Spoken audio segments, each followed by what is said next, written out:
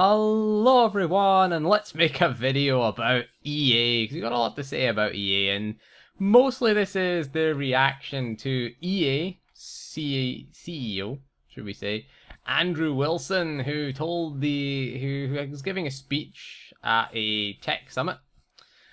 He acknowledged that some people thought the company was fixated on taking money from them while they're playing our games, okay? Which is EA through and through. He basically said that EA is not a corporate beast, which, do we believe him? Not really. He said if you understand the video game business, EA, the branding is this corporate beast that just wants to take money from them while people play our games. That's not actually what we're trying to do. Now, the first part of that was correct. The second part, the not actually what we're trying to do part, you have to kind of debate this. Bear in mind, this is the company that put out recently Star Wars Battlefront, a DLC delivery vehicle, basically. It was a shell of a game, no campaign, limited single player stuff. The multiplayer, not great, poorly balanced, pay to win elements. You got the best gun in the game by buying the collector's edition, so it's hard to buy what EA say. Okay, and of course we're not going to believe him. We never believe executives. They're like politicians. Every word that comes out of their mouth is total bullshit, basically.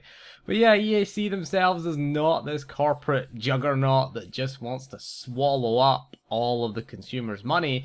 Why do we have so many things like season passes and microtransactions in their games then? Really, I mean, look at Star Wars The Old Republic. A single player, online only, subscription-based game now. There's no multiplayer right now. Battlefront was pretty much the same. Battlefront, there's no single player though. In Battlefront, the game we wanted single player in, we get multiplayer. And the game we want multiplayer, we get single player. They've handled these two games recently very, very poorly. From a sort of consumer standpoint, really, we don't get a lot for our money, basically, with either of those two games. I mean, we're just taking the two most recent as the example. We could take, games throughout EA's history as, a huge example of their corporate greed. And EA is kind of the antithesis of corporate greed. They are when you think of corporate greed in video games, you think of EA. Okay, you just think of Electronic Arts when you think of that. The other thing I want to discuss is the EA Access, which was on Xbox One. It was Xbox One exclusive, is now coming to PC. It's now available right now. It's called Origin Access on Xbox One. You pay a small fee. It's £3.99 UK pounds here in the UK. It's $5 in the US if you want to buy it. $5 a month gets you EA Origin Access or Origin Access, whatever the hell it's called. It's EA Access. So what you get with EA Access is simply you get a bunch of games in the vault. You also get early access to their games that are upcoming games. They're not demos of games, they are the full game. I think you get 10 hours of early access. I think it's Unravel is one of the first games you get. Xbox One users did get early access for 10 hours to Star Wars Battlefront. Which, probably wasn't a great idea, because after 10 hours you're kind of bored of Star Wars Battlefront. You've kind of seen everything in that 10 hours. Need to make bigger games, EA, if you're going to give us 10 hours access. It is access to the full game you get for this subscription. You also get games that are available in the vault. Their game selection is pretty decent, actually. You're getting Battlefield 3, Battlefield 4, Battlefield Hardline, Dragon Age Inquisition are some of the games that are included. Now, the downside to this is I own most of them. The only one I don't own in that is Battlefield Hardline. You also get a few indie games. You get this War of Mine, which is quite a decent game, actually. But, you get a couple of big EA games. It is only going to be EA games that you're going to get, and you also get, a couple of indie games that they throw into the vault. They will add to this, so in time it's gonna grow with that in value. Okay, so Xbox One has a few more games added to this as well.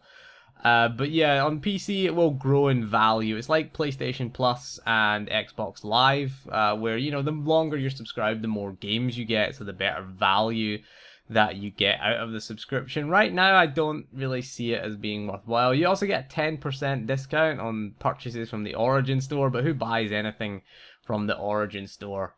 Really, 10% off. You could probably get cheaper elsewhere. Certainly, you can get Origin codes a lot cheaper elsewhere, and you know, you can get your games that way. I never buy. I never really buy. I buy occasionally things on the Origin store, but most of the time I buy from sort of reseller key websites. They tend to be a lot cheaper, and you know, they always work. So I don't see that as a huge perk. But other than that, it's not bad in terms of value. I think right now I'm kind of tempted to subscribe, but I'm like, I'll wait till more games get added, because I kind of want to play Battlefield Hardline. You could use it as a rental service, pay $3.99, play Battlefield Hardline for 30 days and cancel it. You know, I could use it like that. If you see a game on it that you want, pay a little small fee. For games like Dragon Age Inquisition, if you don't already own it, then it's probably worthwhile. Battlefield, you get all the Battlefield games as well.